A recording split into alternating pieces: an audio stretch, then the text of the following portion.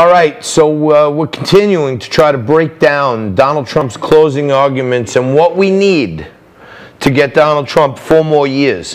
What we need for Donald Trump to get the economy back to where it was before this. Yesterday, we saw the greatest number ever in over a century in GDP growth, annualized growth of 33%.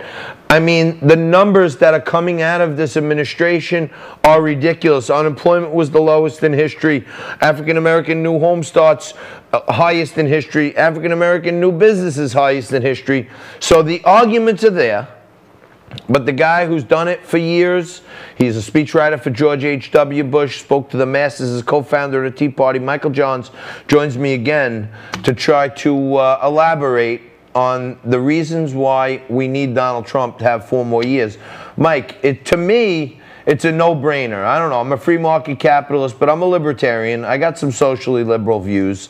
But it seems to me that anyone who has a family and cares about their safety and security has got to be for Trump. Yeah, this 33.1% GDP growth yesterday was pretty systematically ignored on CNN, MSNBC, these networks. Whenever there's something positive happens, they pretend it didn't exist. I mean, they ignored the Bob Alinsky interview about Joe Biden being right there at the table on the China deals. They ignored all the accomplishments and the diplomatic accomplishments of the Trump administration with Israel establishing ties with the UAE and Bahrain and Sudan. They ignored, pretty much ignored the confirmation of Amy Coney Barrett. So that's kind of what I think Trump's been up against. But the facts he's not up against. On the facts, first major tax cuts in 30 years. Big beneficiary of that, as you know, John, was not. It was really the first tax cuts of modern times that we had that were targeted to benefit the middle-class working people of this country. 82% of middle-income Americans received the tax benefit and tax relief under Trump's plan. And what's concerning there is when you hear Biden saying, I'm going to repeal the Trump tax cuts, that completely contradicts everything he's out there saying, I'm only going to raise them on the wealthy. If you're making any income at all, even in a part-time job, you likely have benefited from Trump's tax cuts. You're going to pay more under Biden. Same with if you have kids. I mean, one of the big components of that tax relief was the doubling of the child tax credit. You repeal the Trump tax cuts. You have kids. You're gonna no longer have that relief. Importantly, well, the corporate rate is complicated and not usually part of the traditional political dialogue.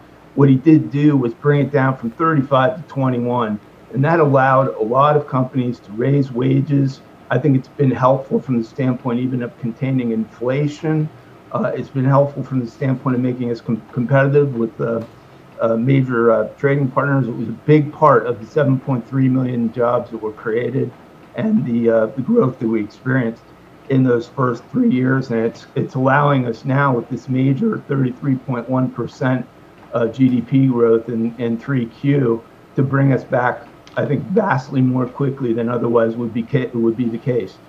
Manufacturing jobs, I mean, we're again hearing this live from Biden. This is one of his closing themes, is that he's somehow aligned with the everyday working man and woman. This guy left Scranton almost 70 years ago, and you can see where he spent his time ever since. A lot in China, a lot in Ukraine. No doubt. A lot in Russia. But look at the manufacturing productivity of the president. I mean, he created 500,000 manufacturing jobs in 3 years. If you go back and look at the Biden-Obama years, they killed 300,000 manufacturing jobs in 8 years. They never, and it's not even that their efforts or their policies failed. Their position, and Biden's position today, is that manufacturing doesn't really have a role in the future of the American economy. They're not believers in it. They never really exerted any effort to try to support it, whereas President Trump, I think, very clearly and correctly sees it as a centerpiece of the American future. And in fact, a lot of these trade sanctions that he put in place, particularly on steel and aluminum, were so hugely important, right, for not just from the standpoint of jobs, but from the standpoint of maintaining our security in the country. Immigration, hugely important issue. I mean, we can't have the open borders that Joe Biden is going to have. He's going to basically give this 11 to 30 million illegals government health insurance, make them eligible for that pretty much on day one. That's his position. He has no plan to secure the border, which means you're going to have, along with all of these benefits for illegals, an incentive for them to rush in, not just from Latin America, but from all over the world.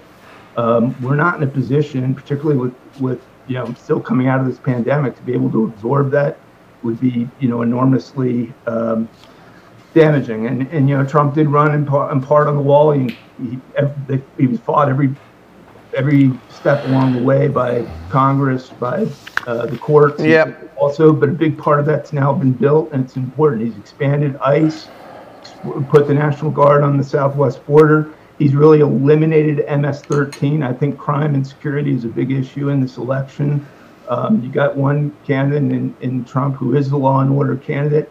MS-13 was becoming an immense threat, not just in major city areas, but in the suburbs as well, and all sorts of areas out Long Island and Northern Virginia, suburban Philadelphia. I mean, areas where they historically hadn't been. Mike, we got